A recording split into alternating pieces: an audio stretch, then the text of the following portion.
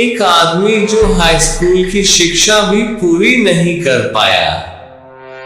वह इतने गरीब परिवार से था कि खर्चा चलाने के लिए उसे अपनी किशोरावस्था से ही नाश्ते की रेहड़ी लगाने से लेकर पेट्रोल पंप पर तेल भरने तक का काम करना पड़ा।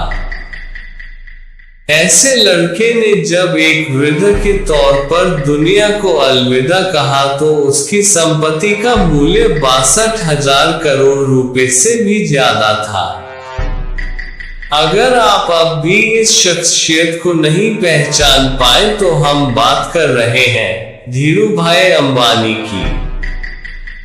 एक ऐसा सफल चेहरा जिसने हर एक गरीब को उम्मीद दी कि सफल होने के लिए पैसा नहीं नियत चाहिए।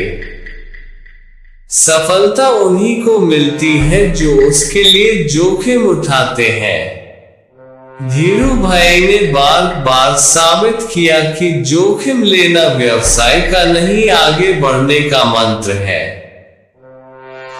शुरुआती जीवन 28 दिसंबर 1932 को गुजरात के जूनागढ़ के छोटे से गांव चोरवाड़ में धीरजलाल हीरालाल अंबानी का जन्म हुआ।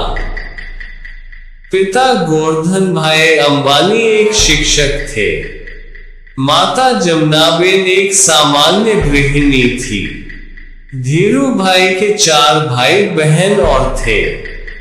इतने बड़े परिवार का लालन पालन करना अध्यापक गोवर्धन भाई के लिए सरल काम न था।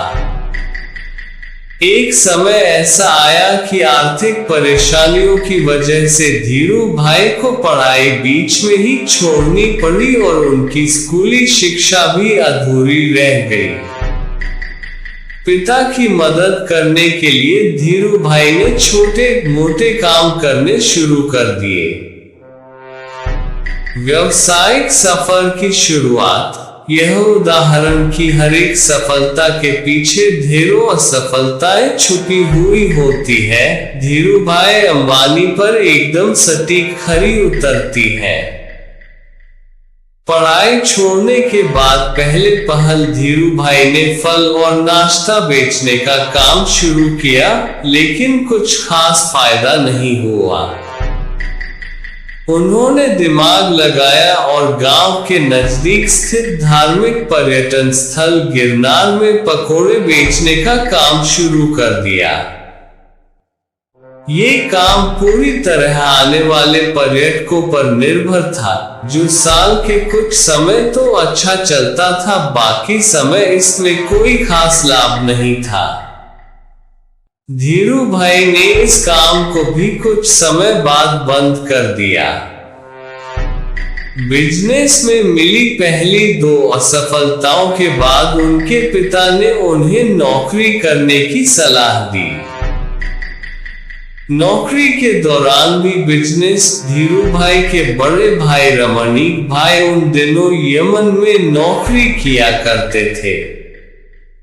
उनकी मदद से धीरूभाई को भी यमन जाने का मौका मिला।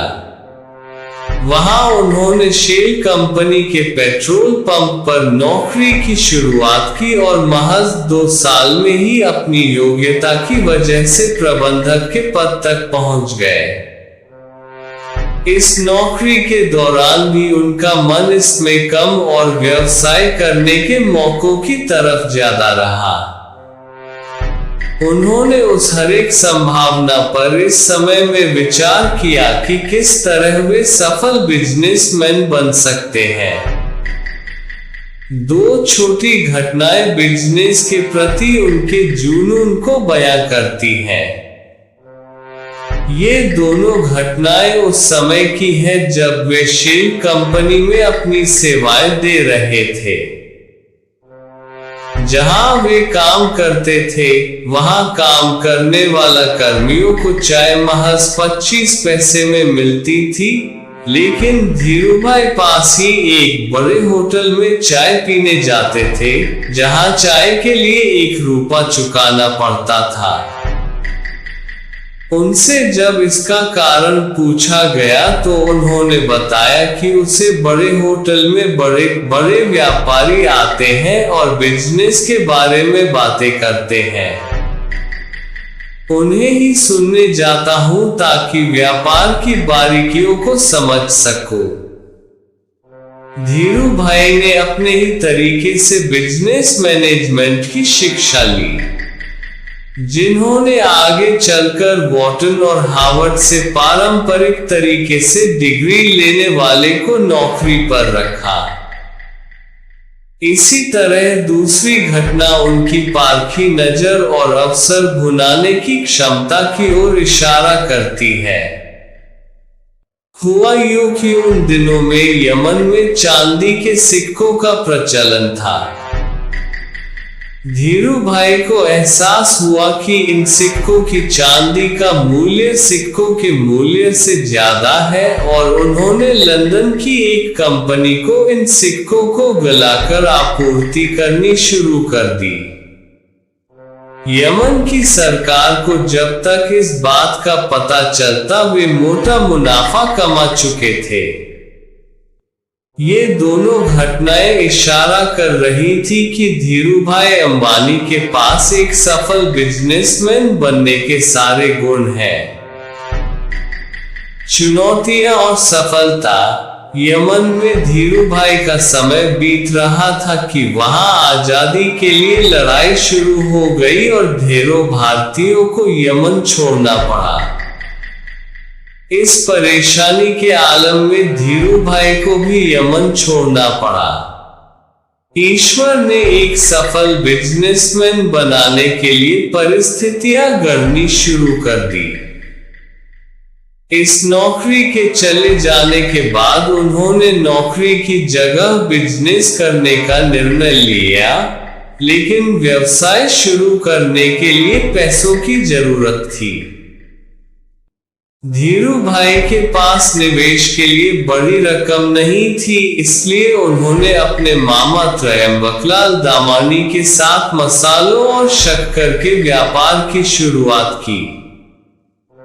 यहीं पर रिलायंस कमर्शियल कॉरपोरेशन की नींव पड़ी। इसके बाद रिलायंस ने सूत के कारोबार में प्रवेश किया। यहां भी सफलता ने धीरूभाई के कदम चूमे और जल्दी ही वे बॉम्बे सूत व्यापारी संघ के कर्ता धर्ता बन गए। ये बिजनेस जोखिमों से भरा हुआ था और उनके मामा को जोखिम पसंद नहीं था, इसलिए जल्दी ही दोनों के रास्ते अलग हो गए। इससे रिलायंस पर कोई खास फर्क नहीं पड़ा और 1966 में रिलायंस टेक्सटाइल्स अस्तित्व में आया। इसी साल रिलायंस ने अहमदाबाद के नरोदा में टेक्सटाइल मिल की स्थापना की। विमल की ब्रांडिंग इस तरह की गई कि जल्दी ही यह घर घर में पहचाना जाने लगा और विमल का कपड़ा बड़ा भारतीय नाम बन गया। विमल दरअसल उनके बड़े भाई रमणीक लाल के बेटे का नाम था।